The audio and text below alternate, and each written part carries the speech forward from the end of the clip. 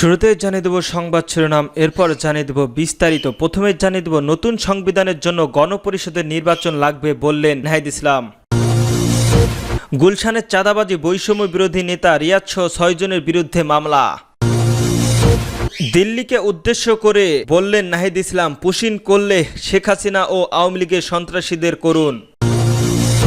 চাঁদাবাজি করলে দলীয় পরিচয়েও ছাড় নয় বললেন আমিনুল হক। এবং সর্বশেষ জানিয়ে দেব টাঙ্গাইলে জুলাই সমাবেশে নতুন রাজনৈতিক অর্থনৈতিক বন্দোবস্ত প্রয়োজন বললেন জোনায়েদ সাকি।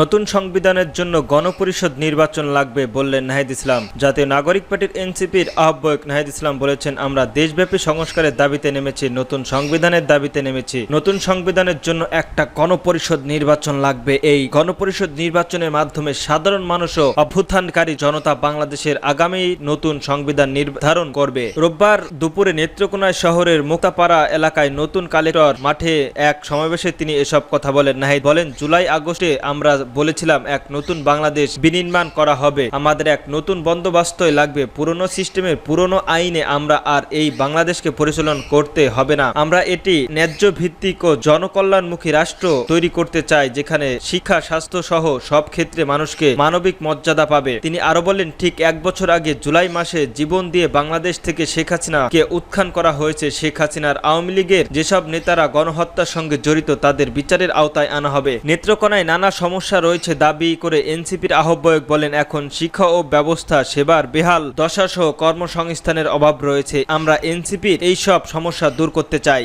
গুলশানের চাঁদাবাজির বৈষম্য বিরোধী নেতা রিয়াদ সহ 6 জনের বিরুদ্ধে মামলা। সাবেক সদস্য শাম্মী আহমেদের গুলশানের বাসায় চাঁদাবাজির অভিযোগে বৈষম্য বিরোধী ছাত্র আন্দোলনের সম্মিলিত বেসরকারি বিশ্ববিদ্যালয়ের ভারপ্রাপ্ত আহ্বায়ক আব্দুল রাজ্জাক রিয়াদ সহ 6 জনের বিরুদ্ধে মামলা হয়েছে। রোববার সিদ্দিকী আবু জাফর বাদী হয়ে গুলশান থানায় মামলাটি করেন। এই মামলায় অন্য আসামিরা হলেন গাজী গৌরব অপু, সাকাউদ্দিন সিয়াম, সাদ্দাম সাবাদ, মোহাম্মদ ইব্রাহিম হোসেন ও কিশোর মোহাম্মদ আনিসুর ইসলাম। মামলায় এহজারে বলা হয়েছে, গত 17 জুলাই সকাল 10টায় আসামি আব্দুর রাজ্জাক রিয়াদ গাজী গৌরব অপু গুলশানের 83 নম্বর রোডে সংরক্ষিত নারী আসনের সাবেক এমপি শাম্মী আহমেদের বাসায় যান। তখন তারা হুমকি দিয়ে 50 লাখ টাকা ও স্বর্ণলঙ্কার দাবি করেন। টাকা দিতে অপরাগত প্রকাশ করলে আওয়ামী লীগের দোষর অখ্যায়িত করে পুলিশ দিয়ে গ্রেপ্তার করানোর হুমকি দেন এবং টাকা চেয়ে চাপ দিতে থাকেন তারা। এক পর্যায়ে মামলাবাদী সিদ্দিকী আবু জাফর বাধ্য হয়ে নিজের কাছে থেকে নগদ 5 লাখ টাকা ও ভাইয়ের কাছ থেকে নিয়ে আরো 5 লাখ টাকা দেন। মোট 10 লাখ টাকা দিয়েছিলেন তিনি। এ ঘটনায় গত 19 জুলাই রাত 10:30টার দিকে আসামি রিয়াদ ও অপু বাদী বাসায় প্রবেশ করে তার ফ্ল্যাটের দরজায় সজোরে ধাক্কা মারেন। বিষয়টি গুলশান থানা পুলিশের মোবাইল ফোনের অবহিত করলে আসামিরা চলে যান। পরবর্তীতে 26 জুলাই বিকেল 5টায় আসামি রিয়াদের নেতৃত্বে অপরাধে আসামি বাদী বাসায় সামনে এসে তাকে খুঁজতে থাকেন। বাসায় দারোয়ানের মোবাইল ফোনের মাধ্যমে তাকে বিষয়টি জানান। তখন আসামিদের বাকি দাবি করা 40 টাকা না দিলে তাকে পুলিশে ধরিয়ে দিবেন বললে হুমকি দিতে থাকেন। পরবর্তীতে পুলিশকে বিষয়টি অবহিত করলে তাৎক্ষণিক গুলশান থানার পুলিশ ঘটনাস্থলে গিয়ে 5 আসামিকে হাতে নাতে আটক করে এবং ওই সময় এহজারি নামী আসামিকে কাজী গৌরব অপু দৌড়ে পালিয়ে যায়। হাসিনা ও আওয়ামী লীগের সন্ত্রাসীদের বাংলাদেশে পুশিন করুন, দিল্লিকে হুঁশিয়ারি দিয়ে বললেন নাহিদ ইসলাম। জাতীয় নাগরিক পার্টির আহ্বায়ক নাহিদ ইসলাম দিল্লিকে উদ্দেশ্য করে পুশিন করলে শেখ হাসিনা এবং আওয়ামী লীগের সন্ত্রাসীদের করুন। রোববার 27 জুলাই বিকেল শেরপুরের শহরের থানায় মোড়ে এলাকায় জুলাই পদযাত্রা শেষে এক জনসমাবেশের অংশ নিয়ে তিনি এসব কথা বলেন। সরকারকে উদ্দেশ্য করে নাহিদ আরো বলেন, প্রশাসনের ভিতরে আওয়ামী লীগের হয়ে কাজ করছে, আওয়ামী লীগের সন্ত্রাসীর প্রশ্রয় দিচ্ছে, তাদেরকে বিচার করতে হবে। উত্তরাঞ্চলের মুখ্য সংগঠক সাজিস আলম বলেন, আগামী বাংলাদেশের জন্য আমাদের যে চাওয়া পাওয়া ছিল বিগত 1 বছরে সেটি পূরণ হয়নি। এই জন্য দেশ গড়তে আমাদের জুলাই পদযাত্রা শুরু করতে হয়েছে। তিনি আরো বলেন, আমরা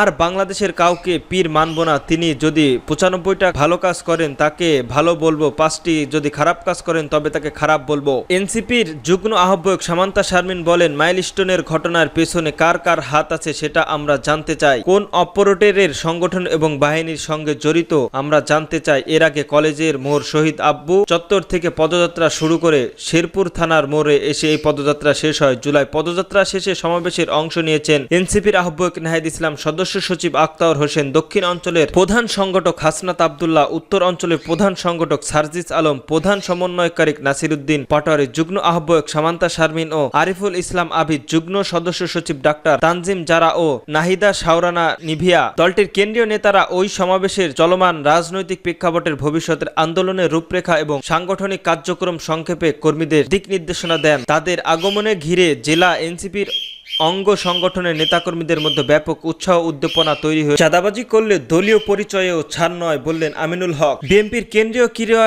বিষয়ক সম্পাদক ও ঢাকা মহানগর উত্তরে বিএনপির আহ্বায়ক মমিনুল হক বলেছেন, চাঁদাবাজি যেই করুক কোনো ছাড় নয় যদি সে বিএনপির নাম ব্যবহার করে। রোববার 27 জুলাই রাজধানীর মিরপুর 10 নম্বর হোপ মার্কেটের ব্যবসায়ীদের উদ্দেশ্যে আয়োজিত এক মতবিনিময় সভায় প্রধান অতিথির বক্তব্যে তিনি এসব কথা বলেন। তিনি ব্যবসায়ীদের উদ্দেশ্যে বলেন, আপনারা কাউকে চাঁদা দেবেন না। যদি কেউ বিএনপির পরিচয় দিয়ে চাঁদা দাবি করে তবে আমরা সেই ব্যক্তির বিরুদ্ধে কঠোর ব্যবস্থা নেব। আমিনুল হকের অভিযোগ করেন, পতিত আওয়ামী লীগ থেকে আসা কিছু নতুন চক্র বিএনপির নাম ব্যবহার করে চাঁদাবাজি করছে, এতে দলের সম্মানহানি হচ্ছে। বিএনপির এই ধরনের অপকার্যক্রম বরদাস্ত করবে না। তিনি আরো বলেন, বর্তমান সরকারের অদক্ষতা ও দুর্নীতির কারণে দেশের অর্থনীতি ভেঙে পড়েছে। জনগণের ভোটে আমরা যদি ক্ষমতা আসতে পারি তাহলে অর্থনীতির বিরুদ্ধে আমরা পুনরুদ্ধার করব আমাদের অন্যতম অগ্র অধিকার। আমরা সবাই ঐক্যবদ্ধ এবং একটি মানবিক বাংলাদেশ গড়তে বদ্ধপরিপক্ক। বাংলাদেশের ব্যবসায়ীদের আশ্বস্ত করে তিনি বলেন, আপনারা যারা অস্থায়ীভাবে ব্যবসা করছেন আমরা নিশ্চিত হলে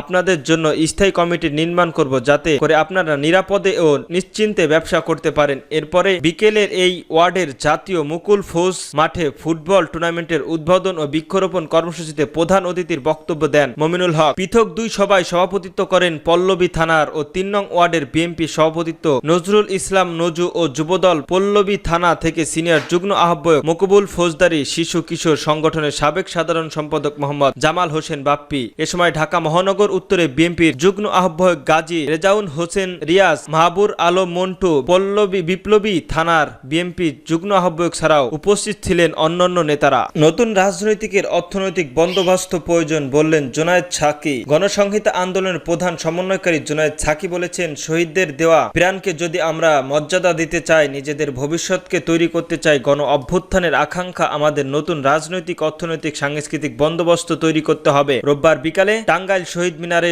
গণসংহিত আন্দোলনের জেলার উদ্যোগে অনুষ্ঠিত জুলাই সমাবেশের প্রধান অতিথির বক্তব্যে তিনি এসব কথা বলেন। এর আগে টাঙ্গাইলের সন্তোষ মজলু জনতা মাওলানা আব্দুল হামিদ খান ভাসানীর মাজারের শ্রদ্ধা অঞ্জলি অর্পণ ও মাজার জিয়ারত করেন তিনি। জুনায়েদ সাকি বলেন, লুটপাট, দুর্নীতি আর দখলদারির অর্থনীতিকে বহাল রেখে এবং বিভাজনের সাংস্কৃতিক বজায় রেখে আমরা বাংলাদেশের কোন নতুন রাজনৈতিক বন্দোবস্ত তৈরি করতে পারবো না। এই অর্থনৈতিক ও সাংস্কৃতিক বন্দোবস্ত বদলাতে হবে, তার উপর দাঁড়াবে নতুন গণতান্ত্রিক রাজনৈতিক বন্দোবস্ত। গণতান্ত্রিক অর্থনৈতিক ব্যবস্থা ও গণতান্ত্রিক সাংস্কৃতিক ছাড়া গণতান্ত্রিক রাজনৈতিক বন্দোবস্ত টিকে থাকতে পারে না। এরপর গণমানুষের রাজনৈতিক দল দরকার, যারা গণমানুষের স্বার্থ রক্ষা করবে। শ্রমিক, কৃষক, মেহনতি কর্মচারী, ছাত্র শুরু করে সকল স্বার্থ রক্ষা করতে পারে এমন জনগণের নিজস্ব রাজনৈতিক